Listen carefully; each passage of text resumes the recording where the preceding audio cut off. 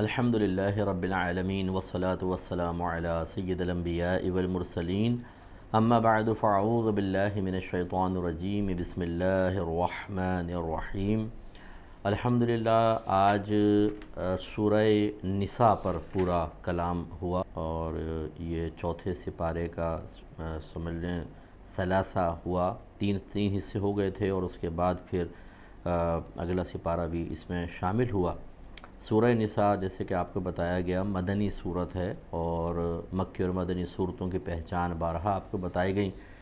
کہ نبی کریم صلی اللہ علیہ وسلم کی ہجرت سے قبل جو صورتیں یا آیتیں نازل ہوئیں مکی کہلاتی ہیں، اور آپ کی ہجرت کے بعد جن کا نزول ہوا وہ مدنی آیات یا مدنی صورتیں کہلاتی ہیں۔ چونکہ آپ اس میں گفتگو سن چکے ہیں، میں چند مخصوص آیات پر مختصر سا درس کرتا ہوں اور پھر انشاءاللہ ہم دعا کریں گے۔ اللہ تبارک و تعالی نے تیسری آیت میں ارشاد فرمایا کہ وہ اللہ تعالی ارشاد فرماتا ہے کہ فَانْكِحُوا مَا طَابَ لَكُم مِّنَ النِّسَاءِ مَثْنَىٰ وَثُلَاثَ وَرُبَاعَ فَإِنْ خِفْتُمْ أَلَّا تَعْدِلُوا فَوَاحِدَةً۔ یہ عورتوں کی یہاں پر ایک تو نکاح کی اباحت سمجھ میں آتی ہے۔ ترجمہ یہ ہے کہ پس اے لوگو نکاح کرو تم ان عورتوں سے جو تمہیں پسند آئیں، دو دو سے اور تین تین سے اور چار چار سے۔ پھر اگر تمہیں خوف ہو کہ تم عدل نہ کر سکو گے تو ایک سے۔ تو اب اس میں اللہ تعالی ایک تو اس میں نکاح کی اباحت سمجھ میں آتی ہے کہ نکاح کی یعنی اجازت، لیکن یہ اصل اس آیت کے نزول کا مقصد نہیں تھا، بلکہ مقصد نزول یہ ہے کہ عرب لوگ بسا اوقات پیسے کے لالچ میں اور دیگر مصلحتوں کی بنا پر ایک ہی وقت میں کئی عورتوں سے نکاح کرتے تھے۔ بعض روایات میں تو 100 عورتوں سے نکاح ثابت ہے، لیکن وہ 2-3 کا حق پورا کرتے اور باقی کو ایسی معطل چھوڑ دیتے، اور وہ بیچاری نہ کسی اور سے نکاح کر سکتی، نہ ان کے تقاضائے نفسانی پورے ہوتے اور نہ دیگر ان کی حاجات کی تکمیل ہوتی۔ اس طرح ان کے لیے ایک ظلم عظیم ہوتا تھا۔ ہمارے نبی کریم صلی اللہ علیہ وسلم تشریف لائے تو اللہ تبارک و تعالیٰ کے حکم سے ایک لمٹ قائم فرمائی کہ اس تعداد سے زیادہ نہیں کر سکتے ہو، اور یہ یقینی سی بات ہے کہ اللہ تعالیٰ نے ہمیں پیدا کیا اور اللہ تعالیٰ ہی جانتا ہے، وہ علم رکھتا ہے، وہ قدرت رکھتا ہے۔ اس نے اپنے علم سے، اپنی قدرت سے مختلف لوگوں میں مختلف قسم کی کیپیسٹی رکھی ہے، صلاحیت رکھی ہے۔ تو بعضوں کو زیادہ نکاح کی خواہش ہوتی ہے، اگر وہ ایک پر اکتفا کریں تو پھر وہ اگر ایک ہی عورت سے نکاح کرنا فرض ہوتا دوسری سے نہیں کر سکتے، اور زیادہ خواہش ہوتی تو پھر انسان ہو سکتا ہے کہ نکاح کے باوجود زنا کی طرف چلا جاتا یا کسی اور طریقے سے اپنے تقاضائے نفسانی کو پورا کرتا۔ تو پھر اس میں جو مقصد نکاح تھا، ایک بہت بڑا مقصد نکاح کہ انسان حلال طریقے سے اپنے تقاضے پورے کرے، وہ فوت ہو جاتا۔ اس لیے اللہ تعالیٰ نے 2 پھر 3 4 تک عورتوں سے نکاح کی اجازت مرحمت فرمائی۔ تو گویا کہ یہ آیات تعدد ازواج کے حق میں نازل ہوئی کہ کتنی بیویوں سے نکاح کر سکتے ہیں، لیکن نبی کریم صلی اللہ علیہ وسلم نے بیویوں کے درمیان عدل کا حکم دیا۔ اللہ تعالیٰ ویسے ہی مطلقاً ویسے یہ بیویوں کے بارے میں نہیں ہے، لیکن عدل کا حکم دیتا ہے کہ اعدلوا ہوا اقرب للتقوی، اے لوگو عدل سے کام لو، وہ تقوی سے زیادہ قریب ہے۔ نبی کریم صلی اللہ علیہ وسلم نے ارشاد فرمایا جس شخص کی 2 بیویاں ہوں اور وہ ایک کی طرف مائل ہو جائے اور دوسری کو لٹکتی چھوڑ دے، یعنی نہ اس کے حق پورا کر رہا ہے نہ اس کو ٹائم دیتا ہے، تو وہ بروز قیامت اس طرح آئے گا کہ اس کی ایک جانب فالج زدہ ہوگی۔ تو اس سے یہ پتہ چل جائے گا، اب یہ دیکھیں میدان محشر میں لوگ بھی اس کو دیکھیں گے کہ بھئی یہ ناانصاف شخص، اس نے 2 بیویوں کے درمیان انصاف نہیں کیا ہے۔ تو بعد اوقات جب عورت حاصل ہو رہی ہوتی ہے تو کچھ ایسی خواہشات انسان پر غالب آ جاتی ہیں کہ وہ نہ تو عدل و انصاف کے تقاضوں کو پیش نظر رکھتا ہے، نہ فیوچر اس کے پیش نظر ہوتا ہے کہ جب 2 بیویاں ہوں گی میں کیسے ان سے ایڈجسٹ کروں گا،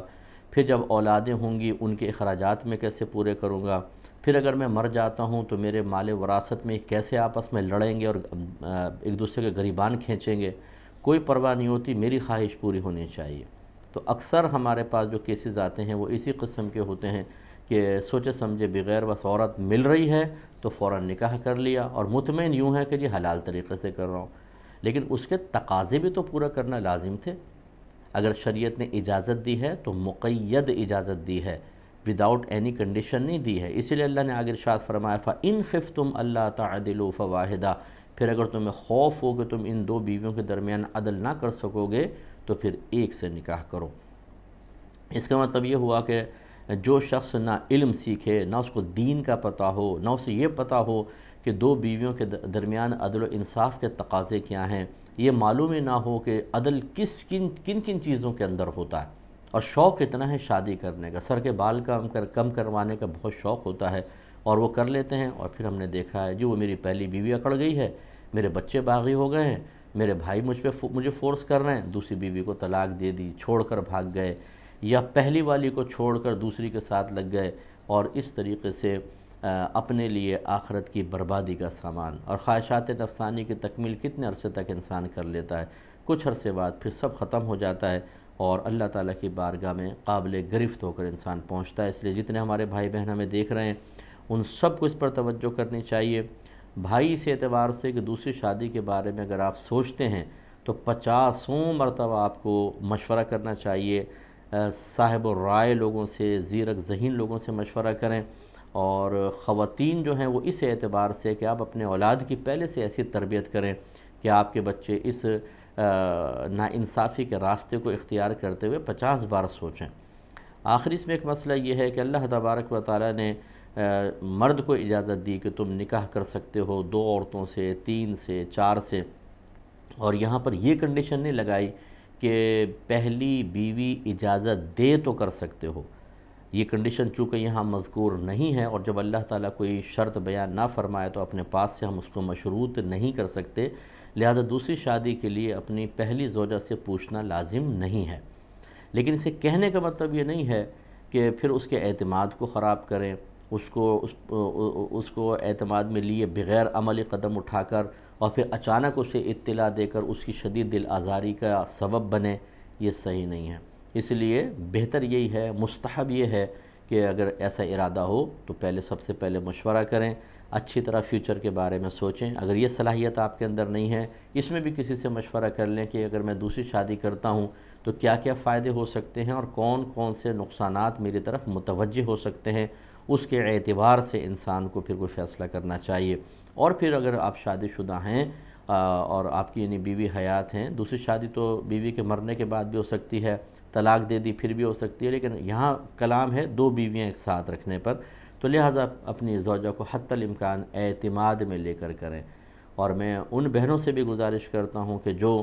شادی شدہ حضرات سے شادی کرنے کے لیے تیار ہو جاتی ہیں، اپنی کنڈیشنز رکھتی ہیں کہ اپنی پہلی زوجہ کو طلاق دو پھر میں تم سے نکاح کروں گی، تو یہ اچھی طرح یاد رکھیں نبی کریم صلی اللہ علیہ وسلم نے اس کو حدیث میں منع بھی فرمایا، اور کسی کا گھر اس طرح خراب کر کے توڑ کر اپنی خوشیوں کا سامان کرنا کبھی انسان کو راس نہیں آئے گا۔ یہ ہماری بات یاد رکھیے گا کہ جو خوشی کسی کے غم کے ذریعے حاصل کی جائے وہ خوشی کبھی راس نہیں آتی، اس میں بڑے مسائل پیدا ہوتے ہیں، پھر دوسری کے بعد تیسری کی طرف چلا جاتا ہے، اور بعض اوقات طلاق دلوائی آپ نے اور پھر اپنی اولاد پھر آگے معاملات یہ کر رہی ہوتی ہے کہ وہاں سارے خراب معاملات ہو جاتے ہیں، تو ایسا ہرگز نہ کیا جائے۔ اس لیے حتی الامکان کوشش یہ ہونی چاہیے کہ اپنے آپ کو بھی آزمائش پر نہ ڈالیں۔ بعض خواتین سوچے سمجھے بغیر اس طرح نکاح کر لیتی ہیں اور بعد میں وہ شوہر ان کو چھوڑ کر پھر پہلی والی کے پاس چلا جاتا ہے اور مسائل پیدا ہوتے ہیں، تو یہ آپ نے پہلے اس آزمائش میں کیوں اپنے آپ کو ڈالا تھا۔ اسی طریقے سے بسا اوقات یوں بھی دیکھا گیا ہے کہ شوہر جو ہے وہ مطلب اپنا سارا مال و متاع دوسری کے نام کر دیتا ہے، اس طرح ناانصافی کا مرتکب ہوتا ہے اور اپنی اولاد اور بیوی کو مال سے محروم کر کے، اور پھر وراثت بھی ساری اسی کے پاس گویا کہ چلی جاتی ہے۔ اس طرح بھی کئی خرابیاں سامنے آئی ہیں، اس لیے تھوڑی سی احتیاط ہی کرنے میں بہتری ہے۔ آگے 22ویں آیت کو ہم اس پہ اور کلام کر لیتے ہیں۔ اس میں اللہ تبارک و تعالیٰ نے جن عورتوں سے نکاح کرنا حرام ہے ان کی تفصیل بیان فرمائی۔ ان میں سے پہلی ہے والد کی منکوحہ۔ اگر والد صاحب کسی عورت سے نکاح کر لیں، صرف ایجاب و قبول بھی ہو، تو تو وہ عورت اس بیٹے پر یعنی اس آدمی کے بیٹے پر ہمیشہ کے لیے حرام ہو جاتی ہے۔ مثال کے طور پہ ایک شخص کا بیٹا ہے، اس آدمی نے دوسری شادی کی تو یہ عورت اس بیٹے کے اوپر حرام ہے، چاہے والد صاحب کا انتقال ہو جائے، چاہے والد صاحب اس کو طلاق دے دیں، اب اس عورت سے یہ بیٹا نکاح نہیں کر سکتا۔ اللہ تعالیٰ فرماتا ہے کہ وَلَا تَنْكِحُوا مَا نَكَحَ آبَاؤُكُم مِّنَ النِّسَاءِ إِلَّا مَا قَدْ سَلَفَ، اور تم نہ نکاح کرو ان عورتوں سے جن سے تمہارے باپوں نے نکاح کیا مگر وہ جو گزر چکا۔ یعنی زمانہ جاہلیت میں اگر یہ غلطی کی تھی کہ پہلے ایسی ہوتا تھا کہ باپ فوت ہوتا، ماں سے نکاح کر لیتے تاکہ مال کہیں اور نہ جائے، کیونکہ عورت اگر کسی اور سے نکاح کرے گی تو اس کی ملکیت میں جو باپ سے مال اس کے پاس پہنچا وہ غیر شخص کے پاس پہنچ جائے گا، تو ماں سے ہی نکاح کر لیتے تھے۔ اللہ تعالیٰ نے منع فرمایا، اور اِنَّهُ كَانَ فَاحِشَةً وَمَقْتًا، بے شک یہ ایک برا کام ہے، فحش کام ہے اور کینہ پیدا کرنے والا کام ہے، وَسَاءَ سَبِيلًا، اور ایک برا راستہ ہے۔ تو ایک تو معلوم ہوا کہ والد صاحب کی منکوحہ سے نکاح نہیں ہو سکتا۔ پھر اور ترتیب بیان فرمائی، کچھ عورتوں کا ذکر فرمایا، حرمت علیکم امہاتکم، حرام کر دی گئی تم پر تمہاری مائیں، اس میں والدہ، دادیاں، نانیاں سب شامل ہیں، وبناتکم، اور تمہاری بیٹیاں، اس میں بیٹی، پوتی اور نواسی سب شامل ہیں، واخواتکم، اور تمہاری بہنیں، تو اس میں سگی بہن تو ہے ہی ہے، اس کے علاوہ جو ستیلی بہن ہے کہ آپ کے والد نے دوسری شادی کی، اس سے بیٹی پیدا ہوئی، جن کے ماں باپ ایک ہوں ان بچوں کا آپس میں نکاح نہیں ہو سکتا، لہٰذا وہ بہن، اور وعماتکم، اور تمہاری پھپھیاں، وخالاتکم، اور تمہاری خالائیں، وبنات الاخی، اور بھائی کی بیٹی یعنی بھتیجی، وبنات الاختی، اور بہن کی بیٹی یعنی بھانجی، وَأُمُّهَاتُكُمُ اللَّاتِي أَرْضَعْنَكُمْ، اور تمہاری وہ مائیں جنہوں نے تمہیں دودھ پلایا۔ تو اگر کوئی عورت دودھ پلا دیتی ہے بچے کو 2.5 سال کے اندر اندر، ویسے تو عورت کی مدت رضاعت یعنی دودھ پلانے کی مدت 2 سال ہے، 2 سال کے بعد ایک گھونٹ بھی پلائے گی تو گناہ گار ہوگی اور حرام ہے، لیکن مدت رضاعت یعنی جس میں ماں کا رشتہ قائم ہوتا ہے وہ مدت 2.5 سال ہے، گویا کہ 2 سال کے بعد پلائے گی، گناہ تو ہوگا، لیکن اگر 2.5 سال کے اندر اندر 2 سال کے بعد اور 2.5 سال کے اندر اندر پلایا تو بہرحال یہ عورت اس بچے کی ماں بن جائے گی، اور جب ماں بن گئی تو اس کی اولاد اس کے بھائی بہن ہو گئے، تو لہٰذا اس عورت کی اگر بیٹی ہے تو یہ رضاعی بہن بن گئی اور اس سے نکاح نہیں ہو سکتا۔ وَأَخَوَاتُكُم مِّنَ الرَّضَاعَةِ، اور تمہاری بہنیں جو رضاعت سے ہیں، جیسے بھی بتایا کہ ماں سے بھی نکاح حرام اور جو اس کی بچیاں اس سے بھی نکاح حرام۔ وَأُمَّهَاتُ نِسَائِكُمْ، اور تمہاری بیویوں کی مائیں، یعنی ساس سے بھی نکاح نہیں ہو سکتا، جب آدمی شادی کر لیتا ہے تو ساس سے حرمت ابدیہ پیدا ہوتی ہے، یعنی کہ اس عورت کو طلاق بھی دے دے، یہ مر بھی جائے، اس کی ماں سے نکاح اب نہیں ہو سکتا، اور جب یہ محرم ہے تو عورت اپنے داماد کے ساتھ سفر کر سکتی ہے، حج یا عمرے پہ جا سکتی ہے، لیکن اگر فتنے کا اندیشہ ہو، جوان ساس ہو تو پھر اس سے اجتناب کرنا چاہیے، اور آج کل کے دور میں تو ذرا احتیاط ہی کریں، یہ بہتر ہے۔ پھر ارشاد فرمایا وَرَبَائِبُكُمُ اللَّاتِي فِي حُجُورِكُم مِّن نِّسَائِكُمُ اللَّاتِي دَخَلْتُم بِهِنَّ، اور تمہاری وہ بچیاں کہ جو تمہاری پرورش میں ہیں تمہاری بیویوں کی طرف سے، وہ عورتیں کہ جن سے تم نے دخول کر لیا ہو، مراد یہ ہے، یہ ربیبہ کی جمع ربائب ہے، جس کو میں نے بچی سے تعبیر کیا کہ اگر کوئی شخص کسی عورت سے نکاح کرتا ہے اور اس عورت کی پہلے شوہر سے ایک بیٹی ہے، مثال کے طور پر جوان لڑکی ہے، تو اب اس لڑکی سے اس شخص کا نکاح ہو سکتا ہے کہ نہیں، مثلا ماں کو طلاق دے دی، لڑکی سے نکاح ہو سکتا ہے کہ نہیں، ماں مر گئی تو اس کی بیٹی سے یہ شخص نکاح کر سکتا ہے کہ نہیں، اس کا جو ضابطہ قاعدہ یہاں بیان ہوا وہ دخول ہے۔ اللہ تعالیٰ نے اس کو مقید کیا کہ اگر یہ دوسری عورت سے نکاح کر کے ابھی ایجاب و قبول ہوا ہے، دخول نہیں ہوا، اور عورت مر گئی یا اس نے طلاق دے دی تو بیٹی سے شادی ہو سکتی ہے، لیکن اگر دخول ہو گیا ہے تو پھر اس کے بعد ماں مر جائے یا یہ اس شخص اس کو طلاق دے دے، اس کی بیٹی سے نکاح نہیں ہو سکتا۔ تو یہ اللہ تعالیٰ نے فرمایا کہ اور تمہاری ربیبہ بچیاں، وہ جو تمہاری پرورش میں ہیں تمہاری عورتوں کی طرف سے، کہ جن کے ساتھ تم نے دخول کر لیا ان سے بھی نکاح نہیں ہو سکتا۔ اسی لیے آگے بیان فرمایا فَإِن لَّمْ تَكُونُوا دَخَلْتُم بِهِنَّ، پس اگر تم نے ان سے دخول نہ کیا ہو فَلَا جُنَاحَ عَلَيْكُمْ، تو پھر تم پہ کوئی حرج نہیں ہے، تو دخول یہاں شرط ہوتا۔ وَحَلَائِلُ أَبْنَائِكُمُ الَّذِينَ مِنْ أَصْلَابِكُمْ، اور تمہارے سگے بیٹیوں کی بیویاں یعنی بہوؤں سے، تو سسر اور بہو کے اندر بھی حرمت کا رشتہ ہوتا ہے، حرمت عبدیہ ہے، یہ ایک دوسرے کے لیے محرم ہوتے ہیں، لیکن اگر سسر جوان ہو تو تھوڑا سا بہو کو فاصلہ ہی رکھنا چاہیے۔ وَأَن تَجْمَعُوا بَيْنَ الْأُخْتَيْنِ إِلَّا مَا قَدْ سَلَفَ، اور یہ کہ تم جمع کرو دو بہنوں کو، یہ بھی حرام کر دیا گیا، إِلَّا مَا قَدْ سَلَفَ، مگر وہ جو پہلے گزر چکا، پہلے ایسا ہوا اگر دو بہنوں کو جمع کیا تھا زمانہ جاہلیت میں، اللہ تعالیٰ نے وہ گناہ معاف فرما دیا۔ اور اس کے علاوہ اللہ تعالیٰ نے آگے تھوڑا سا آگے بیان فرمایا وَالْمُحْصَنَاتُ مِنَ النِّسَاءِ، اور عورتوں میں سے شادی شدہ عورتیں، یعنی جو کسی کے پہلے ہی نکاح میں ہیں، تو ایسا نہیں ہو سکتا کہ آپ اس عورت سے نکاح کر لیں۔ اس سے ہماری وہ بہنیں ذرا درس حاصل کریں جو کورٹ سے ون سائیڈڈ فسخ نکاح کروا لیتی ہیں، جس کو عام زبان میں خلع کہہ دیا جاتا ہے۔ معمولی وجوہات کی بنا پر اس طرح نہیں ہو سکتا کہ جج ون سائیڈڈ آپ کو فارغ کروا دے۔ اچھا، جج جو ہے وہ مجبور یوں ہوتا ہے کہ وکیل جو ہوتے ہیں وہ عورتوں کو کہتے ہیں، کوئی وکیل بھائی سن رہے ہو تو برا نہ مانیں، لیکن یہ بہت ہی خطرناک چیز ہوتی ہے وکلاء کی آخرت کے لیے بھی، کہ وہ معمولی وجوہات کی بنا پر عورت چاہتی ہے میں شوہر سے نجات پا جاؤں، وکیل کہتا ہے ایسے تو آپ کو نجات نہیں مل سکتی، الزام لگائیں شوہر شرابی تھا، زانی تھا، جواری تھا، مارتا پیٹتا تھا، نفقہ نہیں دیتا تھا، کچھ اس میں باتیں سچ کو جھوٹ ملغوبہ بنا کر وہ جج کے سامنے پیش کرتے ہیں کہ یہ ظلم بہت زیادہ ہو رہا ہے، یا تو شوہر کو بلائیں وہ طلاق دے ورنہ فارغ کر دیں۔ تو وہ 3 نوٹس بھیجتے ہیں، اگر شوہر اس نوٹس کو قبول نہیں کرتا یا اس کے قبول کر کے آتا نہیں ہے تو جج صاحب جو ہیں ون سائیڈڈ نکاح کو ختم کر دیتے ہیں۔ اس طریقے سے یاد رکھیں یہ جھوٹ بول کے جو خلا لیا معمولی وجوہات کی بنا پر یہ نافذ نہیں ہوگا، یعنی یہ عورت اسی شخص کی زوجیت میں رہے گی۔ جب اس کی بیوی ہے تو اللہ تعالیٰ فرماتا ہے کہ منکوحہ کا نکاح کسی اور کے ساتھ نہیں ہو سکتا، پھر یہ عورتیں فوراً دوسرے نکاح کی طرف چلی جاتی ہیں، چاہے ایجاب و قبول کر لیں اس شخص سے نکاح ہی نہیں ہوگا، کیونکہ پہلا شوہر موجود ہے۔ جب نکاح نہیں ہوگا اب ساتھ رہنا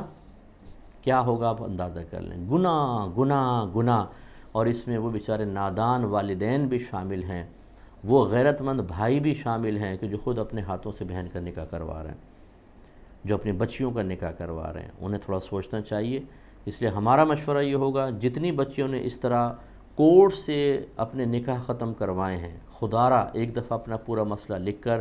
کسی قریبی اہل سنت کے مستند دارالافتاء سے اس پر فتویٰ لے لیں۔ فتویٰ مینس اللہ رسول کا حکم معلوم کر لیں کہ یہ ہمارا یہ نکاح ختم ہوا ہے کہ نہیں ہوا، مفتی صاحب آپ کو بتائیں گے۔ اگر وہ کہیں ہو گیا پھر تو ٹھیک، نہیں ہوا تو اللہ سے ڈریں۔ اسی طرح جو عورتیں نکاح کر بیٹھی ہیں یا جو مرد حضرات مجھے سن رہے ہیں کہ آپ نے سنا، آپ کو یہ پتہ تھا کہ آپ کی بیوی کورٹ سے خلا لے کر پھر آپ سے نکاح کر رہی ہے یا کر چکی ہے، آپ کی بھی ذمہ داری ہے کہ ایک دفعہ فوراً فتویٰ لے کر دیکھیں کہ آپ ان کے ساتھ حرام زندگی تو نہیں گزار رہے، ناجائز تو نہیں کر رہے۔ یہ ہمارا مشورہ ہے، نہیں کریں گے تو میدان محشر میں پھر آپ اللہ کے قانون کو نہیں بدل سکتے، اللہ کے قانون کے مطابق ہمیں اپنے آپ کو بدلنا ہوگا۔ اللہ تعالیٰ عمل کی توفیق عطا فرمائے۔ دعا کر لیتے ہیں۔ بسم اللہ الرحمن الرحیم، الحمدللہ رب العالمین والصلاة والسلام علی سید الانبیاء والمرسلین، یا ارحم الراحمین۔ ہم سب کا اس خلاصہ قرآن میں شرکت کرنا اپنی بارگاہ میں قبول و منظور فرما لے۔ اے مالک مولا، ہم سب پر اپنی خصوصی رحمتیں برکتیں نازل فرما۔ اے اللہ تعالی ہمارے جو اٹکے ہوئے کام ہیں غیب سے ان کے حل کے لیے امداد عطا فرما۔ یا رب کریم حقیقی اور سچی سنجیدہ فکر آخرت عطا فرما دے، ہمارے لیے اخروی امور کا اختیار کرنا آسان فرما دے، گناہوں سے شدید نفرت عطا فرما، گناہ کرنا ہمارے لیے بے حد مشکل بنا دے۔ اے مالک مولا اچھی صحبت عطا فرما، نیک دوست عطا فرما، ہمارے بچوں کو ہماری آنکھوں کی ٹھنڈک بنا کر رکھ، انہیں تا حیات ہر قسم کی بری عادت، بری صحبت، برے کردار، بری خصلتوں سے محفوظ فرما۔ اے مالک مولا ہمارے گھروں پر رحمتیں برکتیں نازل فرما، آپس میں پیار محبت الفت اتحاد و اتفاق عطا فرما، لڑائی جھگڑے فتنہ فساد اختلاف رائے سے محفوظ فرما۔ ہمارے گھر میں بڑوں کا ادب و احترام کرنے کی توفیق عطا فرما، بچوں پہ شفقت کرنے کی توفیق عطا فرما۔ خصوص دعا فرمائے ہماری کتاب قرب الہی، اللہ تعالیٰ اس کو مقبول عام عطا فرمائے، اس سے اس کا فیض جاری فرمائے، لوگوں کو اس کو پڑھنے اور اپنے ظاہر و باطن کو تبدیل کر کے اللہ کے قریب کرنے کے توفیق عطا فرمائے۔ ان خواتین و حضرات کے لیے بھی خصوص دعا فرمائیں جو ہماری الفرقان اسکالرز اکیڈمی کے ساتھ مالی تعاون خاص طور پہ کرتے ہیں، اور اس کی وجہ سے ہمیں دین کے کام میں بہت آسانی ہوتی ہے، اور ہم بہت سارے علماء اور عالمات تیار کرنے میں کامیاب ہو رہے ہیں۔ اللہ تعالیٰ ان سب کی بخشش و مغفرت فرما دے، ان کے درجات بلند فرما، ان کے علم میں، عمر میں، روحانی قوتوں میں، درجات میں، رزق حلال میں، کاروبار میں، صحت میں، عمل میں بے حد برکت عطا فرما۔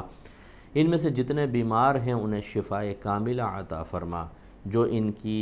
کی تیمارداری پر مقرر ہیں اللہ تعالیٰ انہیں حوصلہ عطا فرما،